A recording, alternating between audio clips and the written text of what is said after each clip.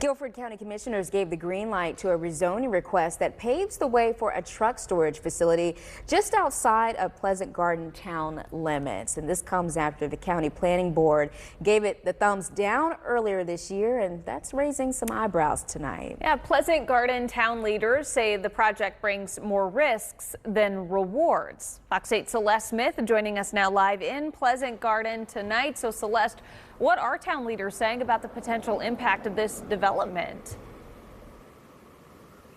Well, I'm standing right here on Neely Road, an area that town leaders are saying is expected to see an uptick of truck traffic if that project is to move forward. And while that project would sit on a 49 piece of acre property over on East Sheridan Park Road, last Thursday, that site was approved for rezoning, and while it doesn't sit within the Pleasant Garden town limits, the mayor and the mayor pro tem said that its impacts will be felt within the town of Pleasant Garden with those traffic and public safety concerns.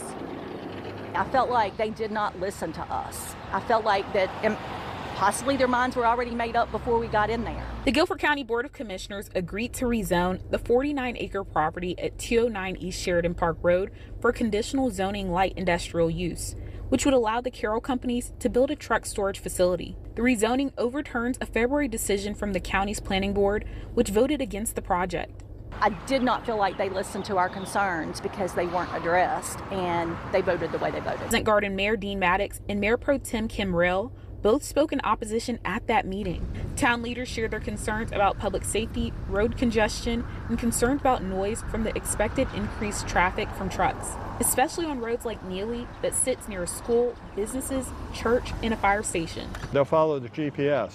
It'll take them directly to PG Road where it dead ends, and they'll take a left right there, and they'll come right here and make a right to get onto Neely Road, which will then take them to the Neely 421 interchange. Mayor Maddox says the area lacks the infrastructure to handle the projected volume of heavy trucks. The difference is we don't have this level of volume of 18-wheel trucks, which can be anywhere from 48 to 53 feet long, coming onto these roads.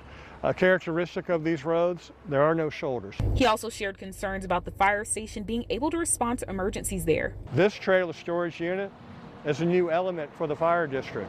We do not have one of these, so there's not any historic data. They have not been very forthcoming in what will be in these trailers. And so from a first responder standpoint, how do you address a fire?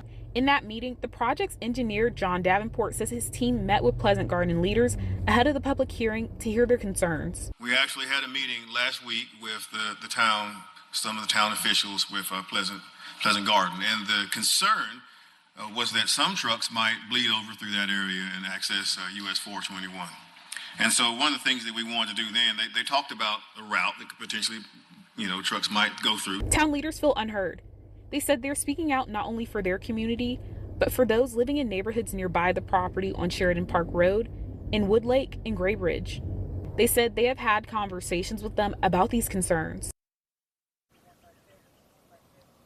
When I asked Guilford County Commissioner Skip Alston for a comment about the decision to approve the rezoning despite the planning board's vote against it and residents' concerns about that decision, he said their concerns were stated at the meeting and commissioners made comments in reference to their concerns at that meeting. Live in Pleasant Gardens, Celeste Smith, Fox 8 News. Celeste.